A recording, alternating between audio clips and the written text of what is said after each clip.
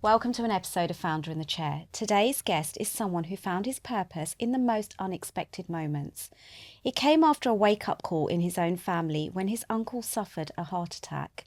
With no financial advisor in place, Mandeep stepped into this role only to realise just how much could have been lost in tax if the worst had happened. That moment sparked a mission to make sure no one else was left that vulnerable, no matter how successful they appeared. And let me tell you, he walks his talk. Mandeep is the man who helped me sort my pension out after my divorce.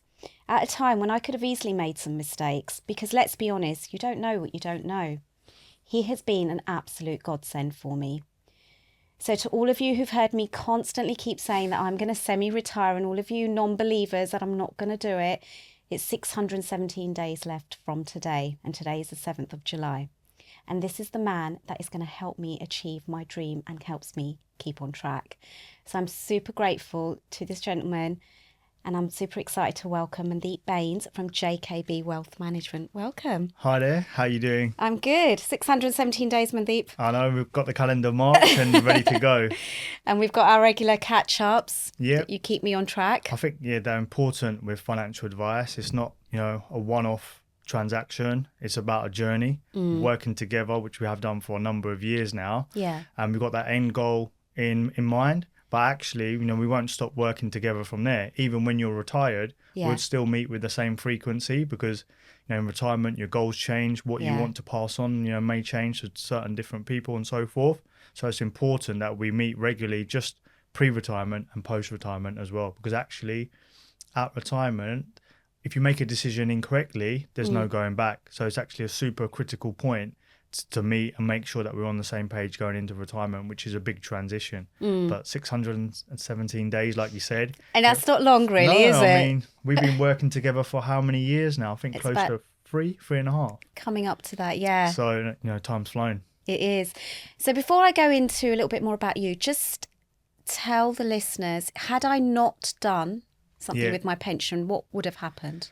So had we not met and the worst happened to you, it would have been a pretty bad case scenario because you worked at your firm for many years, worked hard to build up that pension provision, and had we not met, should something happen to you, that pension would have been lost. The government effectively would have taken it and your beneficiaries wouldn't have received any money whatsoever. Because they were not dependent anymore. Correct, because they were adults and your pension only provided benefits to people under 18. Even if they were under 18, they would have lost 50% of the value, which again is quite a critical loss. Ultimately, money that you've built up, worked hard for, that your children wouldn't have benefited from. But because of the work we did together at that time, now should something happen to them, your children would benefit from the full value of the pension. So a really big difference, and you know that ultimately, if you don't benefit from it, that your loved ones will. So because I got divorced and normally your spouse would get the pension, some of it or all of it? Generally between 40 to 60% of a final salary pension your spouse would receive, and that's what your pension was at the time. What we did, transferred it to a defined contribution pension where it's invested, it benefits from market growth. However, the rules are different and they are at the moment such that you can elect any beneficiary that you like and they would benefit from the full value of the pension, which is quite significant. Because I personally know lots of women who get divorced and the children are grown up and so many of them don't think about it. Exactly. And they don't do anything about it. And if it's something that's not brought up at the time, like you said it in the intro, if you don't know what you don't know. So it's important, not just divorce or your parents passing away, key junctions in life. It's a really good time to reassess your financial position. And that's where I do get a lot of introductions where something's happened to somebody or somebody that they know and they want to reassess their own finances. So that's always a good time to do it. Because a lot of people laugh at me that I've got this countdown going as well. So I've got this little app that counts how many days I've got left. And so many people are so shocked that I even do that. Because, really? Yeah, because a 30-year-old just doesn't think of their pension. It's true. They don't, right? But then there's other things that they can be doing outside of their pension, which we haven't got to because your focus has been solely on retirement. But we can help people save in more efficient ways if they want to use that money for property or for argument's sake, help them reduce the amount of tax they pay. So no Okay. matter where you are in life, close to retirement or early on, I feel it's always important to have a professional help you with what you're trying to achieve. Why do people shy away from getting a professional to help? Taboo, I would say. Some people don't like to be open and honest about their finances, Right. because in order for me to do my job, you have to be pretty open in what you're earning, what Yeah. you've got, but also what you want to achieve. Yeah. And B, probably 10, 15 years ago, there was a lot of distrust in the industry, Yeah. high fees, opaqueness about the fees that they're paying. Whereas now, with regulation coming in, Yeah. fees are a lot more transparent. Yeah. So I think people are more open to perhaps getting advice now, but it's something that as an industry we need to do more on, making sure our clients are aware of what they're paying, what services they're getting, but also accessibility. It's a personal relationship. We were referred, so it's about finding somebody who you can trust. Yeah. And also, you're quite open in terms of your relationships. You can talk openly probably about your finances to other people. Yeah. Other people don't like divulging they're getting True. help and stuff like that. So Yeah, I just believe in, if I talk about it, at least I'm going to help somebody, because I know you personally, from referrals I've given you, you've helped people and they've come back and thanked me. yeah, so I mean that's always good as well, right? Some Yeah. validation in your circle and stuff like that. But Yeah. other people, don't see it like that, unfortunately. Unfortunately. So Mandeep, the experience you had with your uncle is why you joined the financial advice industry. Yeah. Tell us a little bit more about that. What was that defining moment? So it was about 3 or 4 months after his heart attack. He wanted to have a look at his own finances. I was dabbling in it and thinking about the career change already. So I was halfway through my exams at that point. Right. When he said to me, look, take a look at my finances, see what's going on, see what would have happened. And despite him being, very wealthy, owning his own business, had the worst happened, he would have effectively been in a position where the government would have taken 40% over £1 million. Wow. And he didn't want to be in that position going forward. Yeah. So we kind of worked together, put some steps in place. And now he knows that if something were to happen, which unfortunately is more likely after a heart attack, but he's well protected. So we went through that journey, and it was someone who I looked up to, I respected a lot, and I just assumed that he had all his finances in place because a very successful guy, but it turned out he didn't. So then that's what kind of led me to actually think, if my uncle who's so successful didn't have a handle on this, perhaps not of other people didn't. And look, if everybody had unlimited money and unlimited time, there probably would be no need for our industry. Yeah. But people are busy. The last thing they want to be doing is looking at legislation, looking at their investments when, they work so hard. Yeah. They want to spend time with their family and do whatever it is they want to do. So what we do is make sure our clients ultimately their money is working as just as hard as they do, and they're free to spend their time doing what it is they like rather than worrying about their finances. And there's a lot of people who are in that same position, just you need to do something about it but never get around to No one does doing their it. life admin. Exactly. They'll do everything else but their life admin. And that's what we do. Hopefully bring clarity and reassurance to people, knowing that's all done. So tell us about the services you do provide. Obviously mine was my pension. What else do you do? So we do pensions, savings and investments, tax planning, inheritance tax planning, insurances, so like critical illness cover, life cover. We advise on business owners as well, so for business owners to profitably exit their companies or save taxes along the way from a corporate point of view, and also offshore investments now as well. So the full breadth of financial planning, apart from mortgages. But we do work with mortgage providers as well. But me personally, all of those areas. That's brilliant. So if someone's listening now and the first step, because everyone's really scared, I don't want to contact a financial advisor, I don't want to talk to one. When someone phones you, what happens? Walk us through the process. So we will kind of just do an introduction. It normally takes 3 meetings to get from the first phone call to potentially working together and becoming a client. All of those meetings of no commitment, no obligation. The whole point is for us to build trust with one another, for that person to trust that I've got their best interests at heart, I'm competent at my job, and for me to trust they're serious about their financial planning. The first meeting would be like a fact find. We would go through their assets, their liabilities, their income, their investments.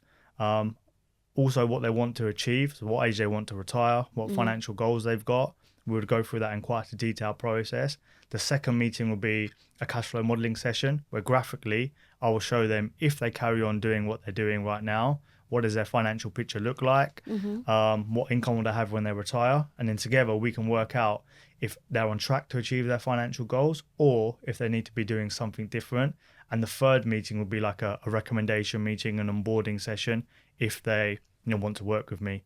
And that in that meeting we'll go through what it costs, what the charges are, what the relationship would look like longer term, and then we'll set up an ongoing meeting schedule. Typically we meet our clients 2 to 3 times a year, and that's what we would work towards. But that's the 3-step process in order from initial contact to becoming a client. And then hopefully they feel that's enough time for us to get to know one another, and for us to build a good relationship. Because I know when I started talking about my pension, and when I talk to other people about my pension, they're like, oh, but I've got a pension over here and a pension over there, and I can't remember where all my pensions are. Like I've had 10 different jobs. Yeah. And that's quite a common question that a lot of people ask me. And I'm like, well, I just told him my national insurance number and he took a bit of details off me, and then you do the rest, right? Correct. So with your national insurance number and your employment history, using our back office team, we can trace your pensions, because what happens as well, your pension, your company that you worked for 10 years ago, they may have changed pension providers as well, from Scottish Widows, for example, to Aviva. So you may think your pension's with Scottish Widows, but actually it's with Aviva now. We would do all that hard work behind the scenes just from your employment history, track down who your pension was with at the time, who it is with now, and then we'll get a full picture of all your pensions, and then we can decide if consolidation's the best thing for you to do. So what if I forgot I worked somewhere, I don't know, 20 years ago? Then there's a pension tracing website that we can use and find your details. But typically, through LinkedIn, or if there's a glaring gap when we sit down for 4 years, for example, then, it would normally ring a bell to say what you've been up to for those 4 years. Someone's like 60. I'm like, I don't remember where I worked 40 years ago. So Mandeep, you as a person, what do you like most about being self-employed? It's got its pros and cons like everything, but I like the fact that I get to choose who my clients are. So some of my clients are my best friends, family. So I always get to help those nearest and dearest to me. You get to work on your own terms as well. I've recently had a baby. He's only 6 months old. So that's been pretty good in terms of flexibility and being able to pick and choose my own hours to that extent. But it's mainly so I get to choose the people that I work with. Because if I'm meeting that same person twice a year, 3 times a year for the next 20, it's important we get along. And that's a big part of it. So if someone was thinking of going into your industry and they're sort of sitting on the fence, they're scared about leaving their corporate job, what advice would you give them?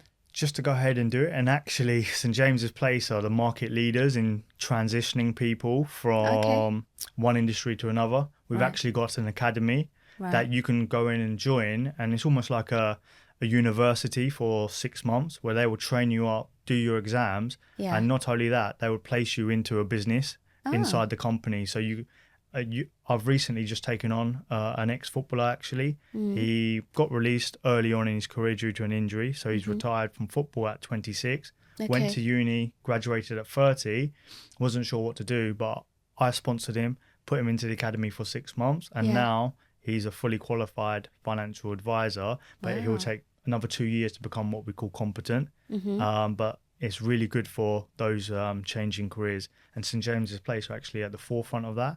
I think they train up circa 500 new financial advisors every year. Not that I'm plugging the academy, but it's something that people can do and look into. Yeah, because sometimes you're just stuck in a job and you're thinking, I need a change. But if there is something like that. It's a good industry. Like any industry is going through a lot of changes with AI and automation and stuff like that. However, a lot of people need financial advice now, probably more than ever. The government, Labour, for example, are taxing people through the roof, and it's the highest tax burden it's been since the World War. So I think more and more people need advice, and then there's a big demand for financial advisors as well. You just touched on AI there. Yeah. Does that affect your industry? Or do people think, oh, I can just get the advice on AI? Perhaps, but I think a lot of people like to see the whites of people's eyes. Yeah. So I think there will be probably a hybrid situation for certain advisors. Perhaps a low-cost solution using AI could be, for certain clients would be more suitable. But for more complex cases or people that got a trickier financial situation, I think they would prefer the human element. And a big Yeah. part of my job is almost like financial consulting. Right. We saw investments go down a lot in April, so making sure clients don't do the wrong thing at the wrong time, Yeah. that can seriously hamper their financial wealth over a long period of time. Yeah. And I don't know if they will get the same relationship or feedback from AI. Yeah. So I think there will always be a demand for face-to-face advice. But saying that, before COVID, I'd always met my clients face-to-face. But now, since COVID and Zoom and Teams, I'd say 20% of my clients haven't met face to face before, and we meet virtually every time. So that is Wow. an option for people. But pre-COVID, that just wouldn't have been done. Yeah. And I can imagine. But at least now it doesn't matter where they live. Exactly. So I've got clients in Scotland, Leeds, who I've never met face to face, but they still trust me to manage their finances, which is good. And how many people in your team? We've got 5 full-time and a few part-time. Wow. So Really me, growing. 2 advisors, and some back office, and we're hopefully going to get to me and 6 advisors in 2 years' time. So if someone's listening and you just mentioned that academy and they just thought, oh, Mandeep, can I just have a quick chat with you before I start? Yeah, Would you be open to people contacting you? yeah, and I can provide them a reference or supporters for the academy. Okay. So yeah, feel free to reach out, and I can give you, my honest opinion about the industry. Yeah. It is hard work at the beginning, but if you've got a good network and you're quite sociable and you can meet people, I think it's a really good industry for the longer term, definitely. Okay. So we'll be putting Mandeep's details below. So he's on LinkedIn, he's got a website, and there's an inquiry form on the website as well. And you can contact him through there to get more advice and hints and tips. So, Mandeep, what's one thing that everybody should be doing right now in terms of financial planning? I think what you touched upon there, making sure that they've got visibility on their pension pots. So going through old employment history, checking that they know exactly where their pensions are. Because if it was 30, 40,000 pounds that you had invested and with your friend, you would want to know exactly how it's performing, what you're being charged, are there any better alternatives? But because it's a pension, people think out of sight, out of mind. And that 30, 40,000 pound now, if managed correctly over a long period of time, could be, a few hundred. So it does make sense to make sure that ultimately all your pensions you've got oversight on and they're doing the best they can. So that would be a really good exercise for, everybody to be going through right now. Why is it, though, that people don't think about their pension? People think it's boring. It's not exciting. I'm not getting that old. Oh, I'm never getting old. Exactly. And I think, again, some distrust about the industry. Many years ago, pensions could disappear. They would, Yeah. some companies have had financial issues, but pensions are ultimately just a tax wrapper. You can invest in the most safest investment or the most exotic investment within there. That's down to you. Yeah. The pension is just an overriding tax wrapper. So it's all down to you and your advisor actually how that performs. So I know so I put extra into my pension, and Correct. you even spoke to my accountant for me. Yep. So as a business owner, one good thing about pension contributions is that they're tax deductible. So not only do you save money for your future, you pay less tax as a business in day one. It doesn't cost you anything in terms of taxation to get the money out. So for a lot of business owners who build up surplus cash, they wonder what to do with it. But that's a really good way to take money out of the company. You don't pay national insurance on it. You don't pay income tax on it. You don't pay dividend tax on the contributions in the first instance. And you save corporation tax. So a really tax efficient way for business owners to save, reducing corporation tax. Why is it that accountants don't advise you to do that?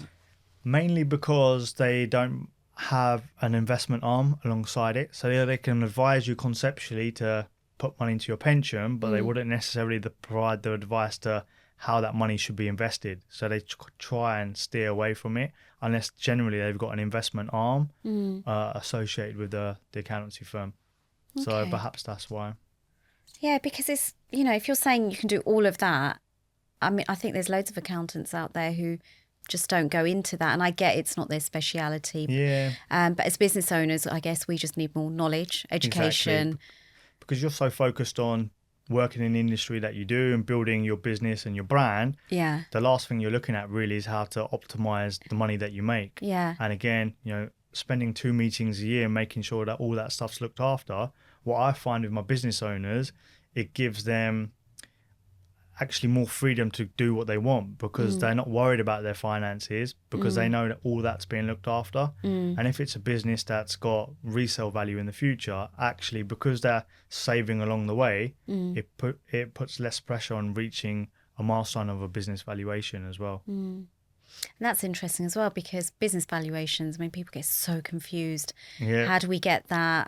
How's it worked out? And if people aren't doing their accounts properly, well, you're not going to have a great resale value Exactly, either. and that's something that we can help with, and also a lot of work that we're helping with, and it's something that we're building is actually finding people to buy businesses off founders. So a lot of people don't know who to sell to, Right. or they haven't got anybody inside their team who they can sell to. Right. So what we're looking at doing is building a business or a proposition where we find other people to buy your business, and it could involve you working in there for a number of years, but also provides a retirement strategy as well. So you can sell on day one, work for that same business for 3 years as a handover, and then you hand it over properly after that. So that's a service you're going to be Yeah, doing that's as something well. we're growing on. A lot of demand from my clients has arisen from that, and we've partnered with specialist people to help provide them the valuation and ongoing support when they look to come to exit the company as well.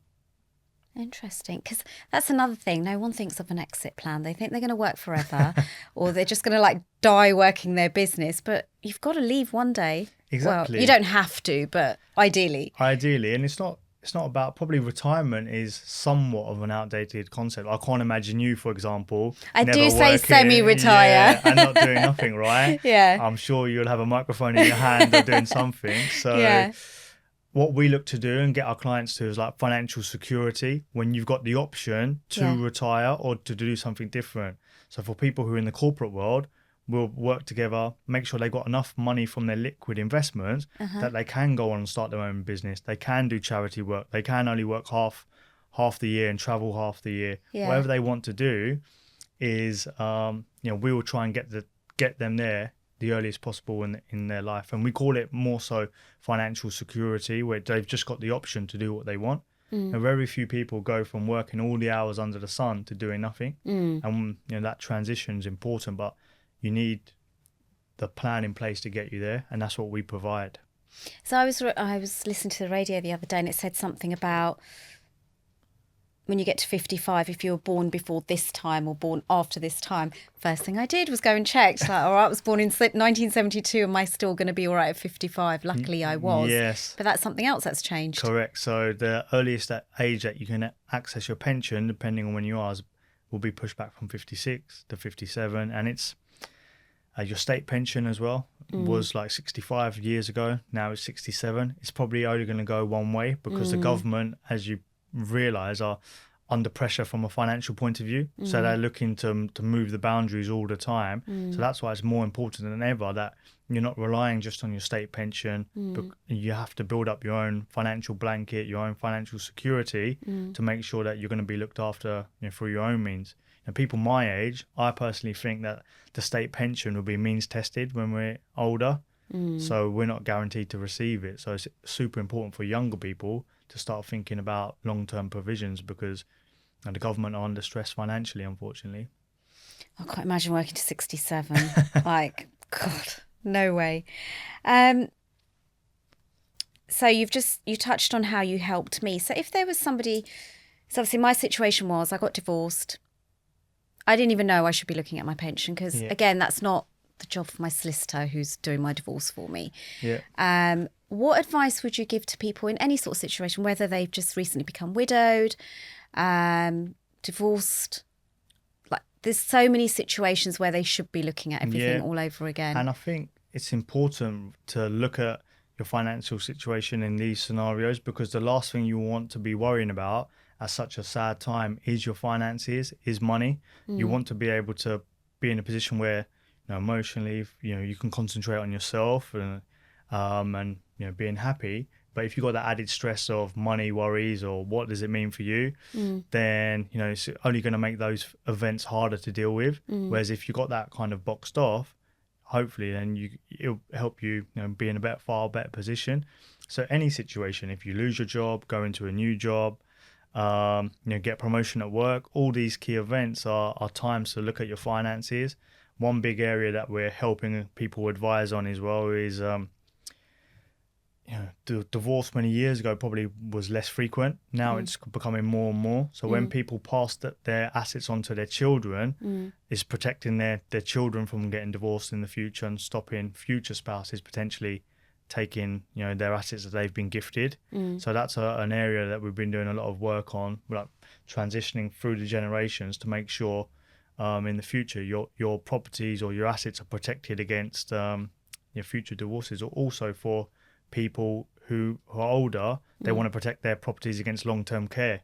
So rather than the government taking your money if you have to go into a care home or the property, there's trusts and structures you can put in place to stop that from happening. Oh, really? Yeah.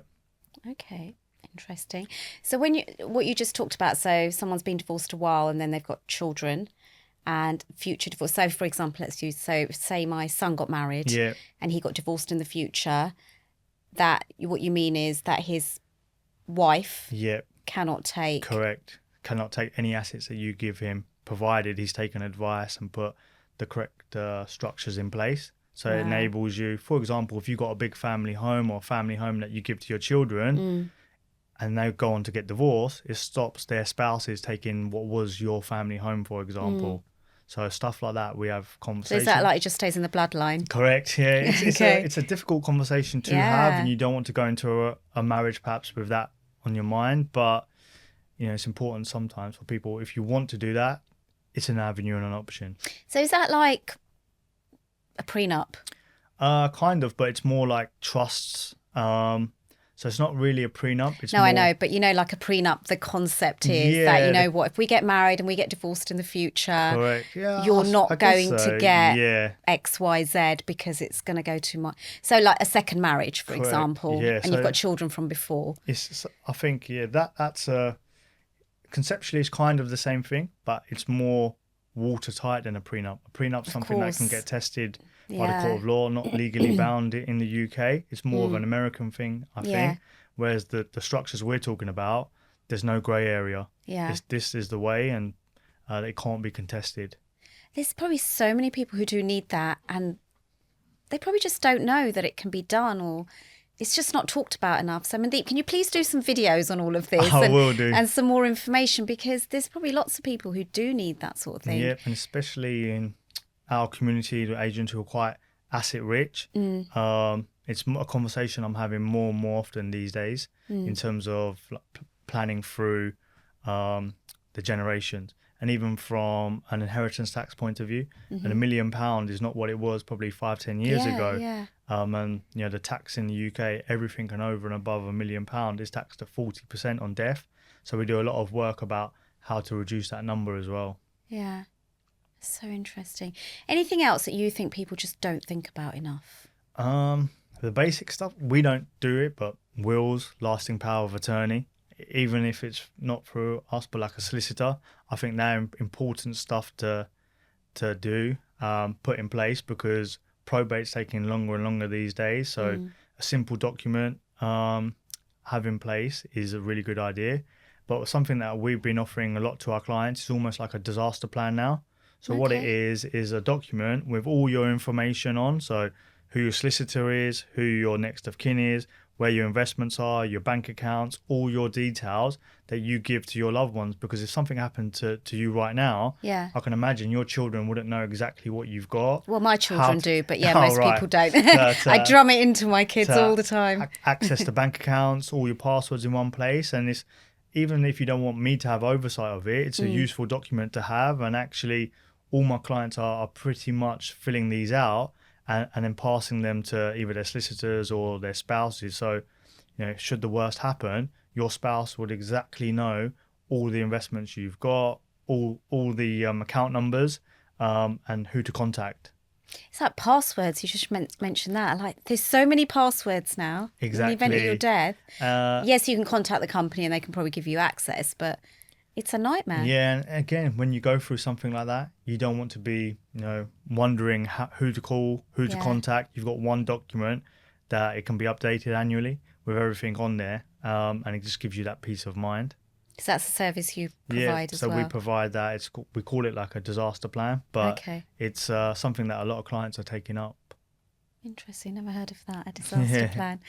So, Mandeep, what's your website? I know it's being changed, it's updating, but how do we get hold of you? So you can contact me on www.jacoby-wealth.co.uk, or LinkedIn is a really good way. Or if you pass out my phone number and drop me Yes. an email or a phone call, they're the best ways to contact me. Perfect. Thank you. Okay. Thank you so much. So I'll be leaving Mandeep's details, website, LinkedIn details, and phone number, and I will be sharing all of that with you soon. Thank you so much for listening.